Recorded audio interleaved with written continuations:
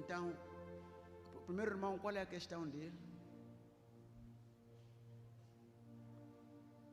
Eu queria saber se é possível existir um tipo de influência maligna, diabólica, que só pode sair com unção especial. Sim. Essa é a razão porque as pessoas, porque Deus unge homens de Deus para ministrar libertação para as pessoas. Se isso não existisse, não haveria razão de Deus ungir pessoas, porque as pessoas iriam resolver o assunto em casa sozinhas. Há certos níveis de atuação espiritual do diabo que requerem uma unção especial para serem quebradas. E essa unção especial vem acompanhada da revelação naquele nível do tipo de demônios, do tipo de problema e da solução ligada a esse problema. Muitos cristãos podem ter uma unção, mas não ter conhecimento. E por causa dessa ignorância, podem se encontrar a ser atormentados por esse tipo de demônio. Essa é a razão porque pessoas às vezes viajam de país para país à procura de homens de Deus. É que Deus unge certas pessoas com uma unção especial para fazer certas coisas que o crente comum não pode fazer. Vocês sabiam que orar para os doentes, expulsar demônios, é uma atividade que qualquer crente pode fazer?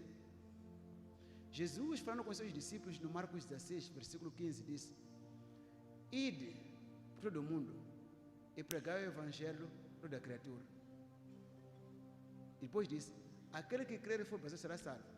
Disse: estes sinais seguirão, não a vocês, porque eu já vos dei poder a vocês, seguirão aos que crerem, referindo-se aos crentes que iriam crer na mensagem dos apóstolos. Quais sinais? Em meu nome pegarão serpentes, falarão novas línguas, expulsarão demônios, se beberem um veneno, não lhes fará dano algum, imporão as mãos sobre os enfermos e os curarão. Isso é normal para qualquer crente fazer. Entretanto, existe um certo nível que requer uma graça especial. Se isso não fosse possível, vocês não estariam aqui hoje sentados a aprender a palavra. Estariam em casa com uma Bíblia e com um bom jejum resolviam a situação. Mas Deus unge pessoas para lidar com certos casos, libertando o povo desses espíritos, desses problemas. Eu fiz essa questão porque eu tenho tido sede e fome da palavra, mas quando faço oração, às vezes deparo-me com situações que eu vejo que eu tenho fé, mas isto não vou conseguir resolver. Existem duas coisas. Quando nós estamos a navegar no mundo do Espírito e ministramos para pessoas, existem dois elementos muito importantes: a unção e a fé. E não são a mesma coisa. O irmão pode ter fé e não carregar a unção necessária para fazer a coisa acontecer. Ou pode ter a unção, mas não ter a fé suficiente para liberar aquela unção. Porque requer fé para a unção ser liberada. Pode ter a unção e não funcionar quando a sua fé não libera a unção. Cada um tem sua graça. O livro de Romanos 12, ele explica isto. Romanos 12, versículo 3. Porque pela graça que me é dada, digo a cada um de entre vós, que não saiba mais do que convém saber, mas que saiba com temperança conforme a medida da fé que Deus repartiu para cada um. Cada um tem uma medida de fé.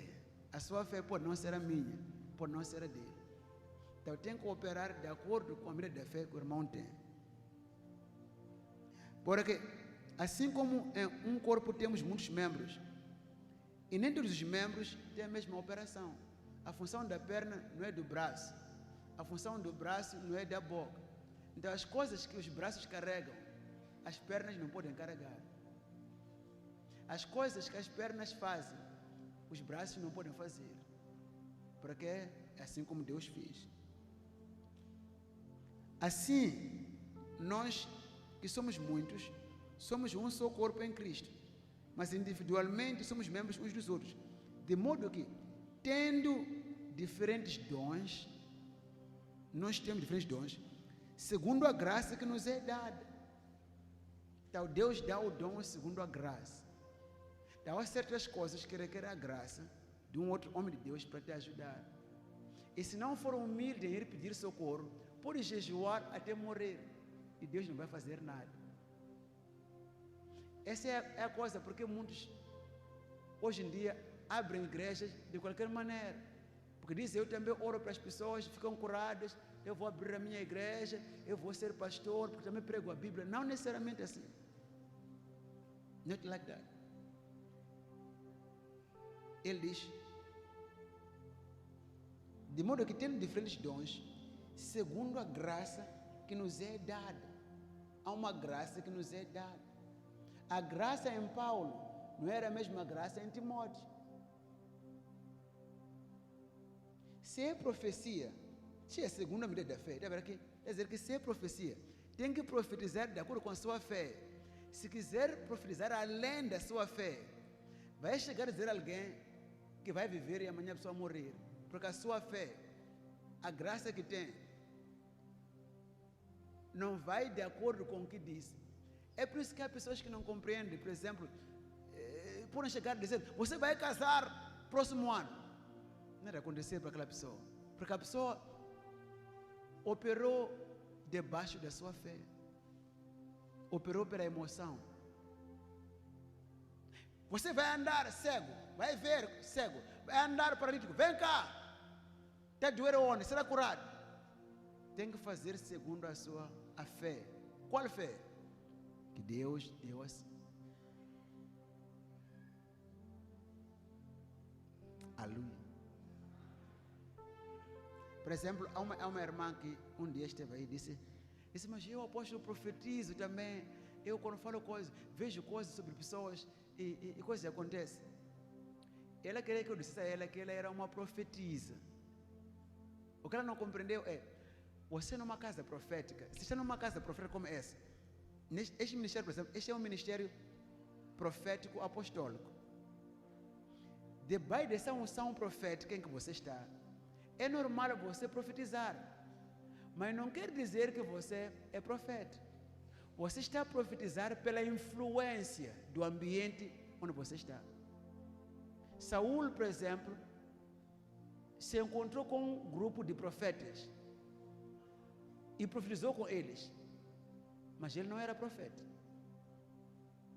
Então, muitos quando estão num ambiente como este, é por isso que depois quando saem daqui, a coisa lá não funciona, dizem assim, mas aquilo é falso. Não é falso, é que você quer operar fora do ambiente que ele fazia profetizar. Estão a perceber agora? Então, aqui diz, se é profecia, se é segundo a medida da graça, medida da fé, se é ministério, seja ministrar, se é ensinar, a dedicação ao ensino, ou que exorta, use esse dom em exortar, o que reparte, faça com liberalidade, o que preside com cuidado, o que exercita a misericórdia com alegria. Ou seja, cada um de nós tem uma graça. Então a sua pergunta é, existem certos espíritos, influências demoníacas que requerem uma graça superior? Sim, existe. Essa é a razão por que Deus unge homens e mulheres com uma unção especial. Senão os irmãos de Angola não viriam a Moçambique, porque em Angola há muitas igrejas, muitos homens de Deus. Por que estão a vir a Moçambique? Porque eles reconheceram que o que nós precisamos, Deus ungiu alguém para o nosso bem. Outra questão e última. Eu quero saber, por exemplo, vou dar um exemplo de mim. Eu tive um milagre aqui nesta casa. Eu tinha problema de rins e recebi novos rins. Agora, diante desse problema que eu achava grave, eu fui curado, mas ficou um outro problema que eu achava menos grave, que até agora, mesmo com a crença que eu tenho, não consigo tirar. Como fazer? Tem nome essa coisa que não é grave? É, aquecimento dos pés, especialmente quando repouso.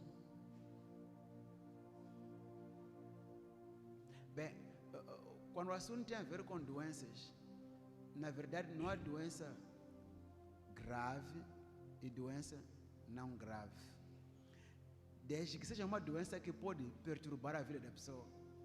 Lembre-se, diz-se numa máxima, numa gíria comum lá, é uma pequena formiga que faz morrer um elefante.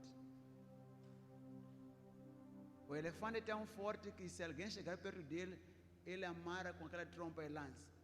Mas uma simples formiga pode entrar naquela trompa e incomodá-lo até ele se suicidar e morrer. Então, isso quer dizer que temos que tomar em conta esses aspectos todos. Né?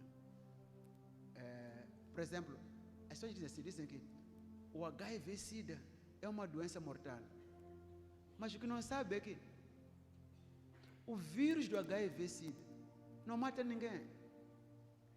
E nunca matou ninguém desde. É propaganda.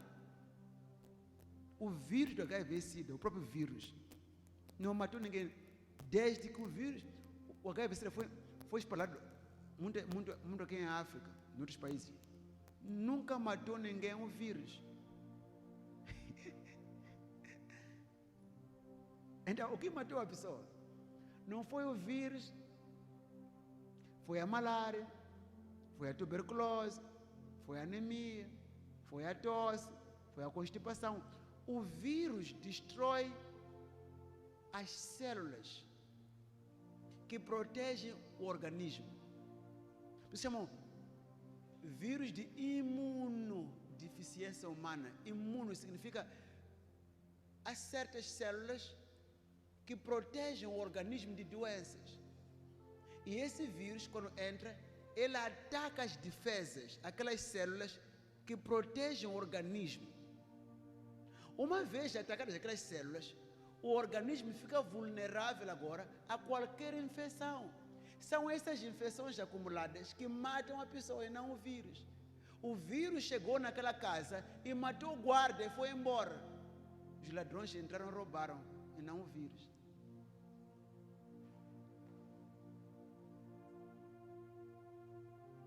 Mas o Espírito Santo pode matar o vírus. E o vírus morrer. E a pessoa viver.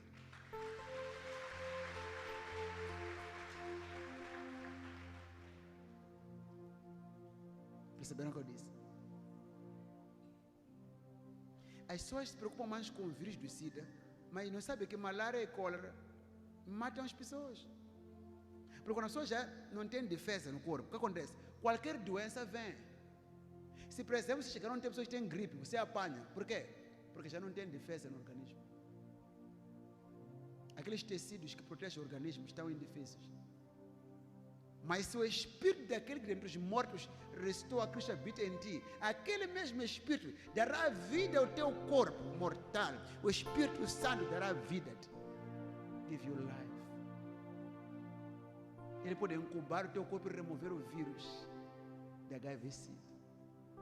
É a coisa mais simples para ele curar. Não há doença incurável para Deus. Aleluia.